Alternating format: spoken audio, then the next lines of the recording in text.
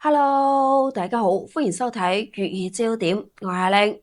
喺被譽為中國馬爾代夫嘅巽寮灣，業主們正遭遇雙重致命打擊。當初使16000每平方米高價入手嘅海景房，而家二手房慘遭攞娃斬，6000蚊每平方米都難拋售，資產大幅縮水，令人心碎。但事上加霜嘅係，開發商突然啟動道路改造。計劃喺核心景觀廊道建密集商業設施，呢個意味住業主們只剩嘅推窗建海權益或將被徹底奪走。更令人憤怒嘅係，呢場改造唔單止涉嫌手續唔全，被緊急叫停，更係全程未公示，未徵求業主意見，完全係先斬後奏。一邊係資產腰斬嘅焦慮，一邊係核心居住價值被侵犯。業主們集中抵制，可唔可以保住海景呢？呢場文旅升級同業主權益嘅激烈博弈，背後仲收住邊啲隱情呢？貶值焦慮遇上景觀危機，巽寮灣嘅銀灘路圍擋啱立起嚟，就點燃咗旅居業主嘅不滿情緒。漫步濱海步道，工程機械同埋安全警示標識仲可以清晰可辨，但施工早已按下暫停鍵。呢場由金融街惠州置業啟動嘅改造，喺業主嘅集體抵制下陷入停滯。業主們嘅憤怒並非冇嘅放矢。喺2021年以高位價格購入海景房嘅業主，而家要面對二手房攞娃斬嘅現實。房屋資產大幅縮水，本就令業主心存鬱結。而開發商計劃喺景觀廊道上新建商業街區，設置集中商式嘅商鋪規劃，更係直接戳中咗佢哋嘅核心訴求。當初使高價買房，賣嘅就係推窗見海、步行即灘嘅觀景體驗。以後企喺陽台睇唔到大海，只剩密密麻麻嘅商鋪，咁樣嘅擔憂令業主難以接受。更令業主無法釋懷嘅係改造嘅突襲感。成個施工前冇任何嘅公示，亦都未徵求業主嘅意見，完全係先斬後奏嘅操作。喺資產已經面臨貶值嘅前提下，呢種缺乏透明度嘅改造行為，好容易被誤解為雪上加霜。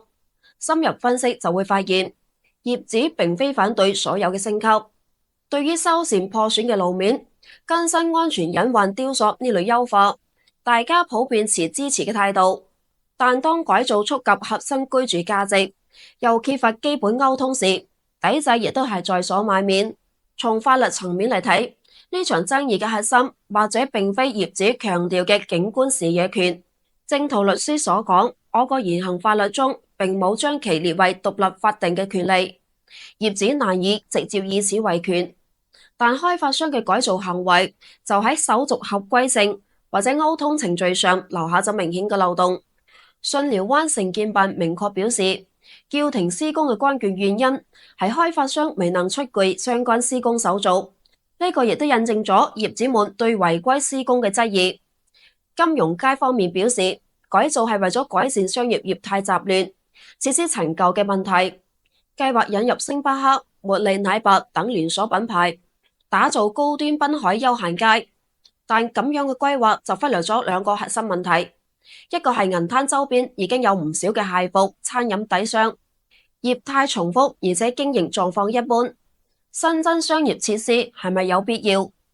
第二係喺4A 級景區嘅核心濱海區域大規模興建商業，係咪通過咗充分嘅可行性論證同埋合規審批？更值得反思嘅係溝通嘅缺失。作為區域主要嘅開發商，金融街喺巽寮灣深耕20年，總投資達2000億人民幣，本來應該同業主建立起更緊密嘅信任關係。但呢次改造中，開發商顯然低估咗業主對居住體驗同埋資產價值嘅重視，將提升文旅品質嘅簡單等同於商業開發，就忽略咗業主嘅感受。文旅項目嘅升級從來都唔係單方面嘅善意改造，而係需要兼顧多方利益嘅協同行為。缺乏溝通嘅善意改造，最終只會變成引發矛盾嘅導火索。點平衡升級同埋權益呢？從2007年開工至今，巽寮灣用咗接近20年嘅時間，完成咗從小漁村到綜合性旅遊度假區嘅蛻變，咁樣嘅發展成果值得認可。但隨住旅客需求升級同埋設施老化，基本設施更新確實係文旅項目保持活力嘅必然選擇。但呢一點無可厚非。但問題嘅關鍵在於，文旅開發唔只係算經濟賬，更係要算好人心賬。對於巽寮灣咁樣嘅旅居型社區，業主既係居住者，亦都係景區口碑嘅傳播者同埋文旅價值嘅參與者。開發商追求區域文旅價值提升嘅初衷冇錯，但唔可以以犧牲業主嘅核心權益為代價。如果改造後景區商業價值提升啦，業主嘅居住體驗卻下降啦，咁樣嘅升級顯然係失衡嘅。文旅項目嘅長期發展離唔開共建共享嘅理念。開發商喺制定改造規劃時，不妨提前公示規劃方案，廣泛徵求業主同埋旅客嘅意見，揾到商業開發同埋居住體驗嘅平衡點。比如喺商業設施嘅佈局上，可以採用錯落式設計，減少對景觀嘅遮擋。喺業態規劃上，優先補充現有短板，而非簡單重複。喺施工前主動改善各項審批手續，用合規性打消業主疑慮。只有真正做到尊重業主權益、合規有序開發、多方協同參與，先可以令文旅項目喺升級迭代中實現可持續發展。而呢個應該成為所有文旅開發者嘅必修課。